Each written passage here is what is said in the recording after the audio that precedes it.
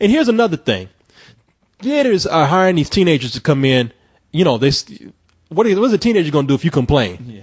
I'm coming there and do not do a goddamn thing. Yeah. And here's something else. Times are changing as far as what people are looking for when they order food off of a menu.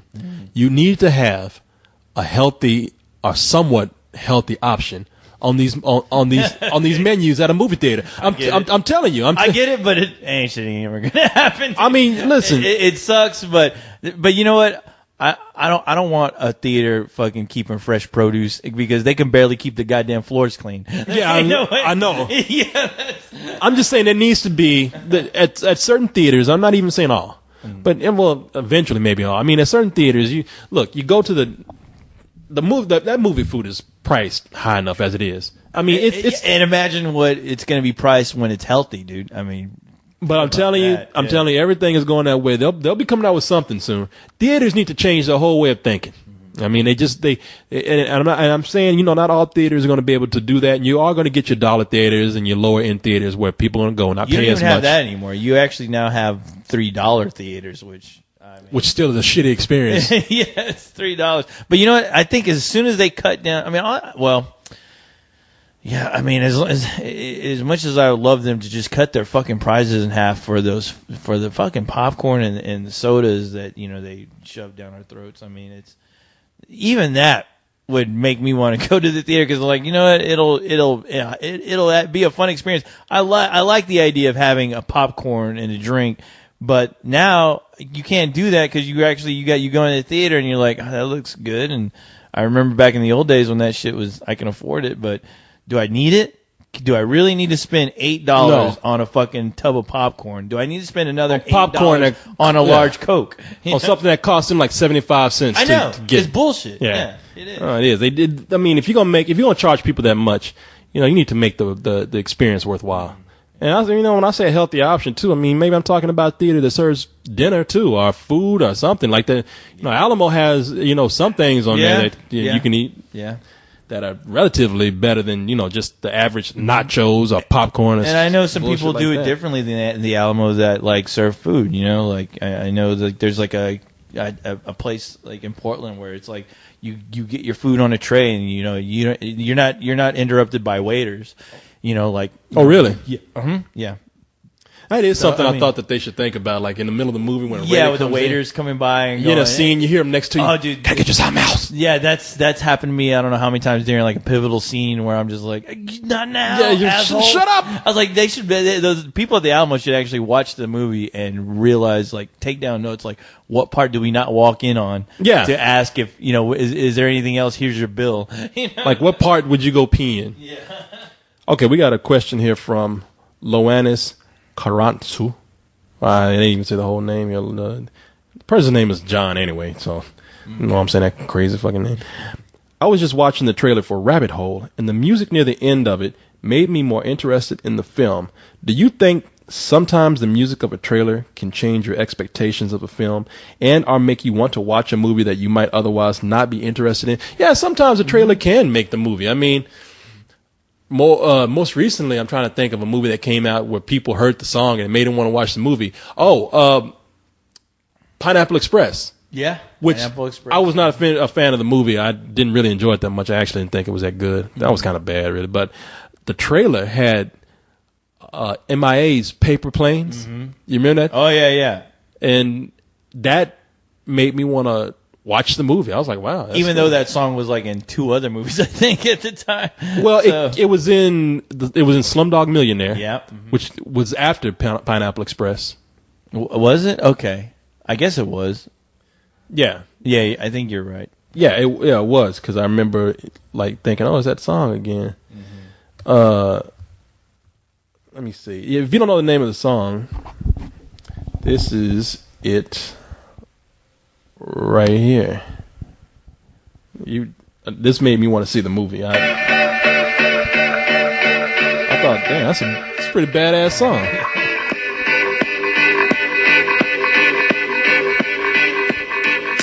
fly like paper, get high like planes. If you catch me at the border, I got visas in my name. If you come around here, I'll make 'em all day. I get one down in a second if he was. I fly like paper, get high like planes. If you catch me at the border, I got visas in my name. If you come up, You know what that's sampled from? No. The Clash, Straight to Hell. Oh, okay. It's in the middle of the song. I'll play it for you, but I Okay. don't feel like pulling it up because you gotta find it. Yeah, just look up The Clash, Straight to Hell. If you go to the middle of the song somewhere, you'll hear the part where they sampled it from. You'll be like, oh wow, that's cool. Let's see, we got. I'll read one more. Have you ever seen a trailer with a song that made you want to go watch the film?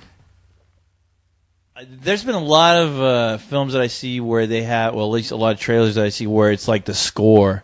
There's a score that really gets me pumped to go see a film. You know, I remember that's how I was with the first X-Men, where they took they took the score from Dark City, the score at the last part of Dark City where there's that huge fight. They took that score and put it in X-Men, and just watching that trailer with that score really got me pumped to see that movie. But yeah, there's a lot of trailers like that. I think even Judge Dredd had a really cool score behind it that I was like, okay, that looks like it could be fucking cool, and that music actually helped, you know. So, but yeah, it's usually more about scores, certain scores that really like just hit me where it's like, okay, this sounds intense. These visuals look intense, and it makes me like want to go see the movie. So Yeah. it's never like a soundtrack or anything that makes me go, oh, I want to go see that because of MIA's in it. No, but it's more with just, I don't know, just having the right score with the right trailer and really like pulling me in as far as, okay, this is something I want to see, you know. And usually, a lot of times the trailers are always better than the movies with trailers like that. That's true. Did they play Where's My Mind for Fight Club in the trailer? I don't remember. You know, the Pixies? Yeah. I don't remember. All right. Well, okay, whatever. I've seen some movies. Yeah. I don't even remember the trailer for Fight Club, actually. I do. Yeah. But I don't remember that song. Apparently not too well because I don't remember that song was in there. Here, we read a message from an email from a guy who's been on Spill for a while. Oh, yeah. My man Babalu Jack. I know. I felt Babalu. bad. Yeah, Jack. I know you tried to contact me the other day, and I apologize, but I will get to you soon, brother. So. And by soon, he means 2 weeks. Yeah, 2 weeks. I'm not busy. He says, "Sup, guys? If you haven't talked about it already, I just wanted to know your thoughts on the Black Dynamite animation series that will soon debut on Adult Swim. Also curious to hear your thoughts on the original film. Thanks again, you diabolical thought fucking motherfuckers." Okay, as far as Black Dynamite, that was a movie a couple of years ago that I went to see at Sundance. A guy invited me to Sundance, as a matter of fact, because he knew I wanted to see that movie so much. It's a movie that harkens back to the black exploitation films of the 70s, mainly those of the Dolomite movies. Right. Combination of Dolomite, Shaft, and things like Truck Turner and Black Season, things like that. And I want to see it really bad because, one, it made a lot of Dolomite references. I love Rudy Ray Moore. Well, that trailer they put together was great. And the trailer they put together felt like a trailer from the 70s. It could have fit. It probably would have been the best trailer that they showed out of all of those trailers in Grindhouse if they put it in there. And the movie looked like it felt like it took on the authentic look of movies from that era. Oh, yeah. And it looked like they were playing it like that, too. It looked great. Yeah. Now, when I saw the movie, have you seen the movie? Yes, I have. Did you like it? I enjoyed it. I thought it was a little too long. Exactly. Yeah, I thought that I thought like it actually got away from what was making it clever near the end. Like the whole thing of kind of playing it straight like a 70s blaxploitation film got a little too goofy near the end. It did. It got away from that. Yeah, they finally realized what type of movie they were making, and you know they really it's like they goofed it up. Yeah. What was a good satire before it turned into just a goofy comedy near the end, but I still liked it. And you know, I'm glad that the movie is taking on a life after the film, because I thought that the movie did well enough to where, you know, at least tried to do well enough what it was going for most of the movie. It succeeded. And when I saw it, I was like, well, it's getting a very small release, and it's not getting a whole lot of attention. And it's one of those movies where you kind of hope that, you know, it's like as much as, you know, I thought it was a little long, I still thought it really deserved a theatrical release. I did too, and I thought it should have done a little bit better. I know it sold after Sundance, and it was a fun film, but I'm happy to see that it has an animation series. I think it will probably given the goofy nature of the film near the end, that's probably going to work for animation better than live action. Yeah. So I hope it's a successful series, at least for a couple of seasons, because Adult Swim gets rid of stuff fast. Yeah, they do. And I'm curious to see what they will do with it, and I hope that the director, Michael Jai White, he has to be involved, Michael Jai White, because he wrote the script. He ain't doing nothing. Yeah, what's he doing anyway?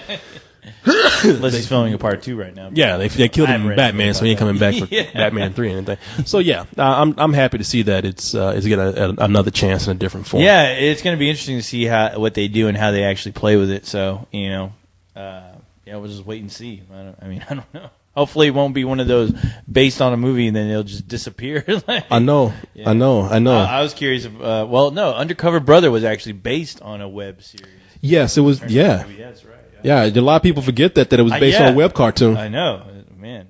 There's a movie I wish had a sequel, man. I know. I love that movie more than I like the Austin Powers. Yeah. Man, wasn't it? Yeah. That movie was better than Austin Powers, and it was better than Black Dynamite, really. Yeah, no, you're absolutely right. I mean, that movie I still watch. I'll throw it in every once. I mean, I like Black Dynamite, and I like it, but I don't like it as much because after I saw Undercover Brother, I wanted to show my friends because I'm like, it felt like a movie that not a lot of people actually went out and saw because they thought, maybe this will be like another Austin Powers. I don't know if I want the other thing is that Undercover Brother knew exactly what kind of movie it was from the beginning and kept that tone to the end. Oh yeah, where something like Black Dynamite kind of switched tones and he did just kind of copped out on what was working for it. Yeah, because I mean, there's points where I'm like, okay, you're making a satire of your own film now. Yeah, exactly. You were kind of just making fun of your own movie. Yeah. But all right, people. Woo.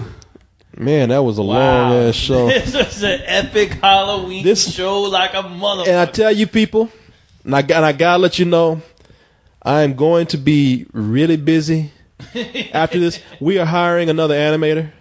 Oh, cool. Yeah, to get into the video game stuff. So we are hiring another animator, and that means that it's going to be. I just got through trying to, I make it sound like this guy was I just got through trying to train this one dumbass. Like you're about to hang yourself. No, I got this other animator up to speed, and that that's always work. I mean, you just got to take time aside. So, really, seriously, people expect no more than probably a 2-hour show from now on for Let's Do This. Yeah, this was an all-day show. This was all day, but you know what? Fuck it, it's Halloween. It was Halloween, and it was all well worth it. It was fun. I was looking forward, even when you had the meeting, and I was like, it's 11 o'clock. That didn't matter to me. I was like, I want to do the show. Oh no, I want to finish too. And there was no way I was going to half-ass and go, well, let's skip this part. I didn't want to skip anything that we had to talk about. We did it, thank God. And so hopefully, I hope you assholes out there appreciate it as much as I do. As far as I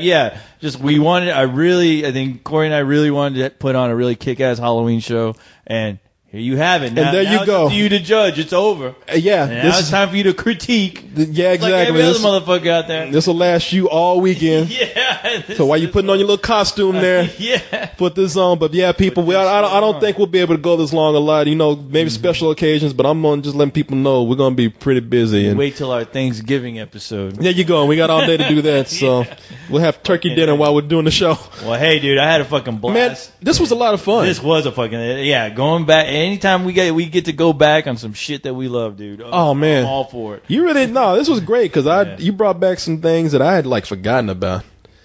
Don't ever forget. Let's Do This will never let the memory die. Yes. And if it does, we'll dig it out of his grave and try to have sex with it. We will. We'll be sure to bring some condoms. And bring condoms and all that stuff. Safe sex, no matter whether it's a corpse or not. Yeah, condoms and lots of lube. That's one thing those kids didn't bring, the lube. I was just thinking that. There'll be a lot of friction that night.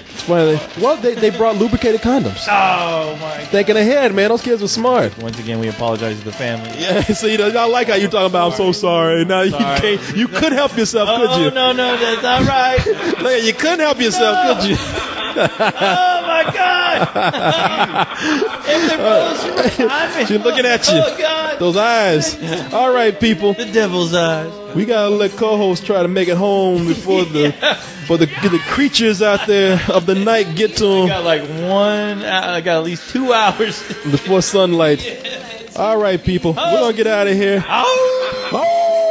Good night, everybody. Hey, happy Halloween, everyone. Halloween, you sons of bitches. Halloween, make you scream. Mad monster party. Did you sell your soul?